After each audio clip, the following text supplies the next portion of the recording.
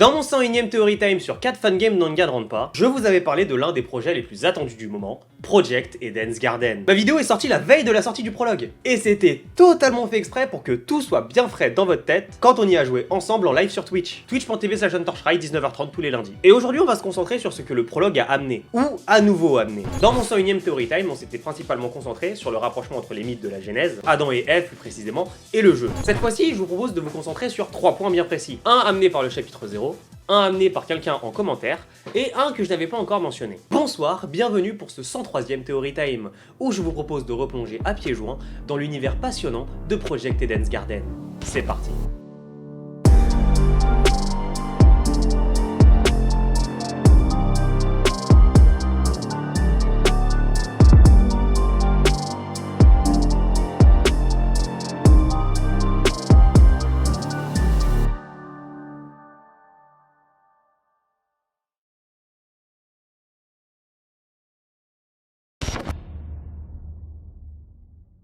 Project Eden's Garden fait dans son histoire et dans ses personnages des références bibliques. C'est pas un secret, la question c'est de savoir jusqu'où ça va. Dans les commentaires de ma dernière vidéo, j'ai relevé celui de Capuscule, sur le lien entre les personnages et les 7 péchés capitaux. Ici le but c'est de voir quel personnage peut être associé à quel péché et pourquoi. C'est d'ailleurs quelque chose qu'on avait fait en live sur Twitch il y a un mois. Voilà pourquoi vous devez pas rater mes streams. Faut savoir qu'entre temps j'ai revu cette liste qu'on avait fait. Donc ne vous étonnez pas d'y voir des différences. Pour vous redonner du contexte, les 7 péchés capitaux sont l'avarice, la colère, l'envie, la gourmandise, le luxe, l'orgueil et la paresse. L'avarice pour commencer est définie comme l'attachement excessif à l'argent et aux richesses, se traduisant par une accumulation de biens matériels, voire un accaparement. C'est un péché qui de fait sied à l'ultime entrepreneur qu'est Winona. D'ailleurs sa fiche, qu'elle soit mise à jour ou non, laisse toujours transparaître cela, en des mots tels que le fait qu'elle possède 90% des terres agricoles et des produits issus de l'agriculture. Mais c'est aussi, bien que moins visible, un péché qui pourrait scier à Cassidy Ember, l'ultime pro-gamer. Non pas par l'accumulation de biens matériels et d'argent, puisqu'elle le redistribue, mais elle accumule tout de même un capital social. Et surtout, ses camarades accumulent donc ensemble ce capital que tout le monde génère. Pour autant, on pourrait aussi placer Cassidy dans la luxure, et à l'inverse, une personne que j'ai placée dans la luxure ici. Mais je n'ai pas encore d'éléments pour appuyer mon point, malheureusement on devrait attendre le chapitre 1. La colère, même s'il n'y a pas besoin de la définir, cela reste, je cite, la plus puissante des passions. Elle conduit à des excès en parole et en acte. Pas besoin d'aller chercher midi à 14h, les deux personnes concernées par ce péché sont Grace, puisque son comportement est extrêmement agressif durant l'entièreté du prologue. Qui plus est, c'est aussi elle qui agresse Tozu et qui par conséquent passe à 2 doigts de mourir, mais cela concerne aussi Wolfgang Akire, et c'est bien pour cela que j'ai cité la plus puissante des passions, puisque lui, sa passion, a réellement été dévoilée au grand jour pendant le procès du chapitre 0, celui concernant la mort de Kara. Lorsque tout semblait terminé, Wolfgang a tenu à prouver de force à tout le monde qu'il manquait une pièce du puzzle, que la victime ici était bel et bien une victime, et non pas responsable de ce qui lui est arrivé. Ensuite, l'envie, c'est un sentiment négatif ressenti face à la possession d'un bien ou d'une qualité par autrui. C'est aussi la volonté de s'approprier certaines choses par tous les moyens. Cette définition, bien qu'étonnante, pourrait scier parfaitement à ma chère Héloïse Stollner, ultime escrimeuse. Contrairement à ce que sa bio laisse transparaître, son talent pour l'escrime fait sûrement des envieux. Mais ce qu'elle envie, elle, et ça se voit dans le prologue, c'est l'assurance que les autres ont. Rappelons qu'Héloïse n'est pas sociable, tout du moins qu'elle n'a probablement pas confiance en elle. Poursuivons avec la deuxième personne concernée, Toshiko Kaiora. Bien loin ses zérotins,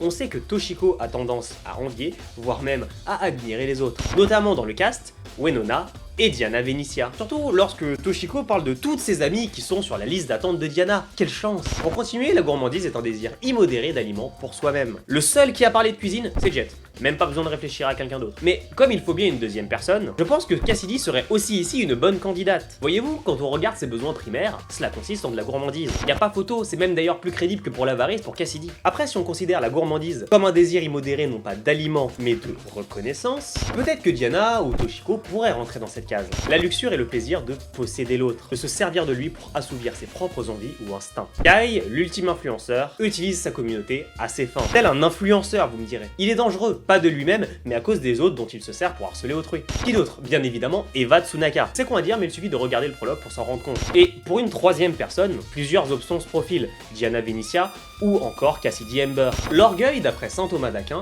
est le désir de sa propre prééminence. Très simple. Certes, il y a déjà moins de monde, mais c'est quand même extrêmement simple. Les personnages orgueilleux de ce jeu sont évidemment Ingrid Grimwald. Après tout, elle forge des armes qui ont cet esprit, cette âme, que dis-je. Alors que les machines, c'est de la merde. Alors que pour Jean, les pirates sont des sous-merdes, voire même le problème de la mer. Mais lui, en tant que capitaine et marin, non, pas du tout. Non mais enfin, les marins valent bien mieux que ça. Et aussi, oubliez pas Daemon. Monsieur, je n'ai pas ma place parmi les gueux. Monsieur, les ultimes valent mieux. Monsieur, enfin, je vais pouvoir vivre parmi les miens. Et pour finir, la paresse est une sorte de découragement. Ici, il n'y a pas non plus besoin d'aller chercher midi à 14h. Il y a que deux personnages qui se sont endormis pendant le prologue. Mark Mayhem-Bersky et Ulysse Willem. Donc bon, autant dire que là, c'était simple. Déjà, on a au moins une idée de placement. Même ma théorie ne s'arrête pas vraiment ici. Je vais pas vraiment explorer ce point parce que je préfère attendre. Mais il y a quelque chose que j'aimerais mentionner. D'accord, tous les personnages peuvent être liés plus ou moins directement à un péché capital. Mais est-ce que de la même manière, ils peuvent tous être liés à l'une des 7 vertus catholiques, qui sont respectivement la foi, l'espérance, la charité, la prudence, la tempérance, la force et la justice. La réponse est que c'est possible pour pas mal d'entre eux, mais je préfère laisser cette idée de côté pour le premier chapitre. L'idée c'est qu'avec le chapitre 0 on a quand même eu quelques informations, mais c'est vraiment le premier chapitre d'Eden's Garden qui je pense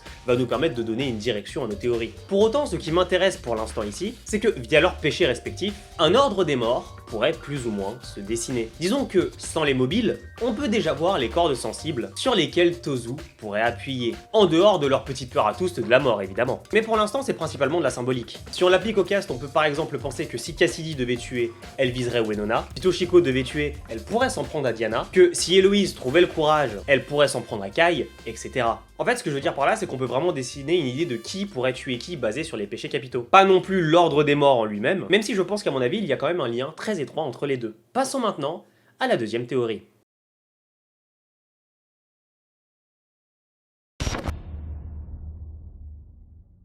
Si vous avez bien suivi, vous devriez savoir que chaque personnage de Project Eden's Garden est représenté par un animal. Vous avez la liste à l'écran, et c'est assez intéressant comme choix puisque ça peut déjà nous donner une idée de leur personnalité. Par exemple, Wolfgang possède le mouton, et quand on regarde, il est gentil, calme, doux, affectueux et surtout assez assertif, que ce soit notamment sur les surnoms. Par contre, je ne sais pas si ce n'est pas, vu son énervement, pour déguiser le fait qu'il y ait un loup dans la bergerie.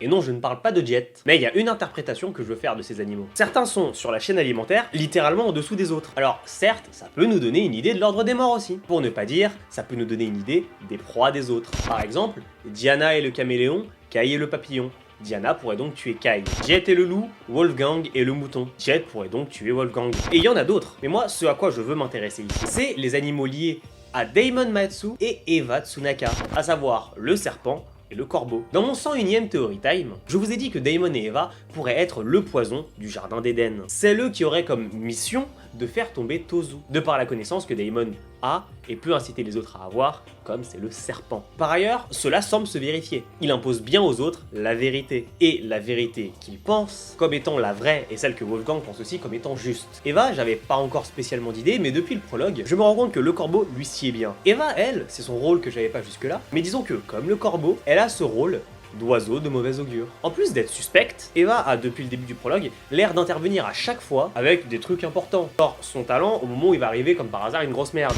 genre la reproduction de la mort de Kara par exemple. Mais surtout, et c'est en rapport avec la Bible justement, dans la symbolique chrétienne, le corbeau est un messager de la mort. De plus, dans le mythe de l'Arche de Noé, le corbeau n'apporte aucun signe de terre ferme, contrairement à la colombe blanche. Ce que je veux faire sous-entendre ici, c'est un manque de logique quand on regarde les personnages, surtout ces deux-là, et leur symbolique chrétienne. Daemon, de par le serpent, est la symbolique du mal. Il se bat pourtant en tant que protagoniste pour la survie de tous par la connaissance qu'il apporte. Maintenant, et c'est là où ça me semble intéressant, c'est de rappeler que l'animal qui représente Tozu, c'est la chèvre. Cette dernière est une symbolique biblique du malin. Elle est liée d'ailleurs à plusieurs péchés. Et toutes ces croyances bibliques sont d'ailleurs à l'origine de ce qu'on appelle aujourd'hui le bouc émissaire. Même si Daemon Maitsu se bat contre Tozu, qui prétend, je le rappelle, amener le salut et la rédemption aux élèves ou aux pécheurs, donc en faisant le travail de Dieu, la symbolique qu'il renvoie telle qu'elle, c'est l'adoration d'un faux dieu. Si Tozu se considère comme doté d'une mission divine, ou toute autre chose du genre, mais s'il y a quelqu'un derrière lui, pas forcément membre du cast, c'est quelqu'un qui pour Tozu serait un dieu, mais qui en réalité se ferait passer pour tel. Ou alors tout ce que je viens de dire s'applique directement à Tozu, ce n'est pas impossible aussi. Et pour finir, Eva Tsunaka, rappelons que sa symbolique, c'est la mort. C'est un oiseau de mauvais augure. Et cela colle très bien, comme je l'ai dit précédemment, non seulement au caractère d'Eva, mais aussi à ses actions. Actions qu'il vaudrait mieux décortiquer dans la troisième et dernière théorie de cette vidéo.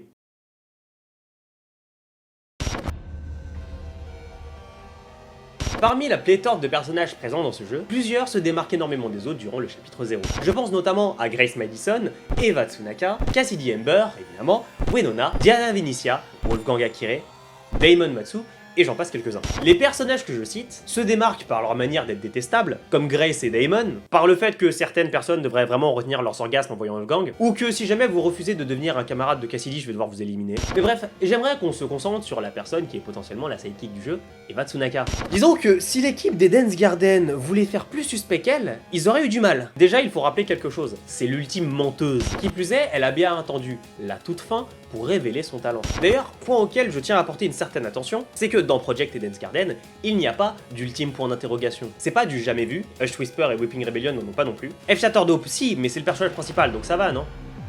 Non. Ici, on a un talent ultime, qui n'est pas aussi impossible que l'ultime professeur dans Hush Whispers, mais qui est très peu compréhensible. Déjà, c'est l'ultime menteuse. Ok, on fait comment pour savoir si elle ment pas sur le fait que c'est l'ultime menteuse? Et si elle a dû ou si elle doit révéler ses mensonges? Comme c'est l'ultime menteuse, est-ce que le fait qu'elle dise que ce soit un mensonge est un mensonge? Et surtout, comment se manifeste son talent? Elle ment comme elle respire? Est-ce que c'est délibéré? Est-ce qu'elle couvrira un mensonge par un autre mensonge?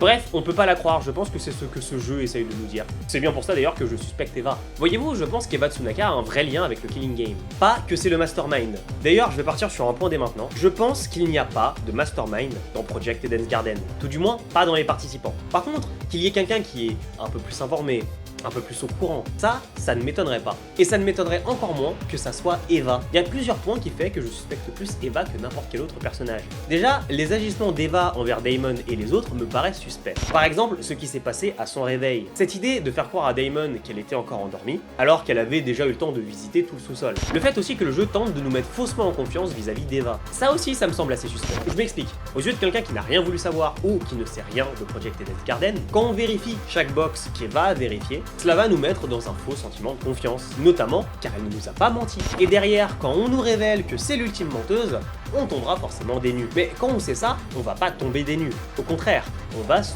méfier d'Eva depuis le début. Puis en voyant que depuis le début du prologue, elle n'a pas menti, on peut se demander si, finalement, cette dernière n'est pas prête à respecter son propre engagement. Je rappelle tout de même que c'est elle qui a fait remarquer à absolument tout le monde que le corps de Kara Koshiken était en réalité un mannequin. Et ça soulève une autre question par rapport à son talent. Est-ce que, de par son talent, Eva peut réussir à deviner quand on lui ment, pas par déduction, mais juste grâce à son talent? Si oui, effectivement, ça peut expliquer comment elle a su pour le mannequin. Sinon, c'est encore plus suspect. Même si, effectivement, en reprenant ce que j'ai mentionné dans la première théorie, on pourrait affecter à Eva la vertu de tempérance, je ne pense pas pour autant que tu puisses garder ton calme devant un corps. Surtout avec ce réalisme. D'où le fait que ça me semble suspect de sa part. Mais ce qui me semble le plus suspect pour l'instant, ce n'est pas ses agissements, sa symbolique. Ce n'est pas non plus le fait qu'elle n'ait pas menti depuis le début du prologue, ou ce que le jeu essaye de sous-entendre. Le plus suspect est en fait assez facilement remarquable dans le prologue, et surtout dans les fichiers du jeu. Pour que vous puissiez comprendre, rappelez-vous le début du prologue. On suit Damon, il monte dans le train, il voit des gens, quelque chose ne va pas, ça pue, bonne nuit les petits,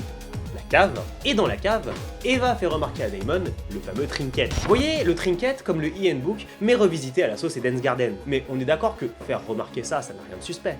Oui. Disons que, en fait, ça le serait moins si Eva n'avait pas son trinket depuis le début du prologue. Et non, ce n'est pas juste une montre qui y ressemble et qu'elle portait. Dans les fichiers du jeu, lorsqu'on a accès aux sprites, on se rend compte que tous les personnages possèdent une version de leur sprite sans trinket. Sauf pour Eva et Mark Bersky. Pour Mark, ça s'explique par le fait qu'on ne voit que ce sprite. De facto, il est invisible puisque 1, à ce moment-là, on le voit, il est assez bas, et de 2, il est plus petit. Sauf que pour Eva, dont on voit ce sprite, c'est compliqué de ne pas le voir en fait, sauf si vous le faites exprès. Bien que ce sont encore que des suspicions, il est tout à fait possible que ce soit une erreur. Sauf que, et on l'a vu souvent dans cette émission, chaque détail compte. Donc je compterai ce détail. Bien que j'aime l'idée qu'Eva soit allée au Killing Game sans être l'instigatrice, il est toujours possible que cela soit une erreur. Et surtout qu'il était prévu d'écrire Eva pour faire en sorte que l'on se concentre pas sur quelque chose ou quelqu'un d'autre.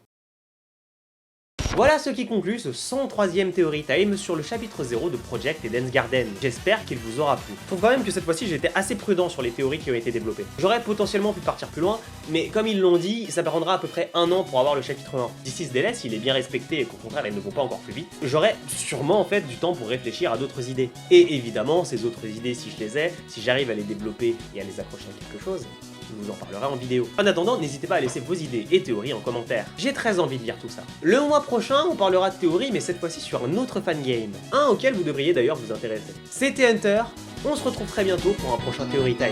Ciao.